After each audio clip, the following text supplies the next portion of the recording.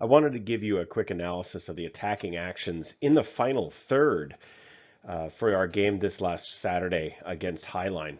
Now, the boys will tell you for the last 2 weeks, we have been focusing on attacking in the final third. And although this game is a loss, I think it's important that we take away some successes in the process of player improvement. We'll go over some definitions again. So once again, this is the first half of the game only. And so what is a successful attack in the final third? In the final third, we are either with possession creating chances or we're scoring. Now, if the ball goes out of bounds or a foul occurs and we maintain possession, that's either through a foul, a corner kick, or a throw-in, and we maintain possession, that's still a successful attack. What's not successful is a retreat to the previous third, but we maintain possession, or we lose possession by any means. The game was on November 6th. Kickoff was a little late at 11:05. There was some miscommunication about the field. The weather was stormy, rain heavy at times, occasional wind gusts, and eventually led to sun breaks. Temperature is about 48 degrees at the start of warm-up, and it dropped to 45 as the cold front moved through. We had 15 players available for game, playing a 4-4-2 narrow diamond as we normally do. And the opponent had 12 or 13, I really didn't count, and a squad playing 3-4-3. The half ended 0-1, and the game ended at 0-2. Like I said in the beginning, the training for the last 2 weeks has been revolving around attacking in the final third. So our goal really is to possess, to create chances, and obviously scoring goals. And how we generally try to do this is to exploit the opponent when they are unbalanced or disorganized, or through our actions in our formation and our passing, we want to try to unbalance them and disorganize the opponent. So what specific team tactical principles do we try to do? Well, we spread out, we make the shape big. I always ask, do we like big shapes or small shapes when we're attacking? And the correct answer is we like a big shape. We utilize the space and triangulate to create passing options. In our formation, our diamonds and our triangles are going to use that. We're going to support the attack. So and that doesn't fall upon an individual or like an individual position. That falls upon everybody. If the 9 is ahead, then somebody's got to support that. If the 2 is ahead, somebody's got to support that. And the impetus is on the boys to figure out what they need to do to support the attack. We want to create diagonal passing lines. We want to vary the types of runs to get behind or between the opponent's back line.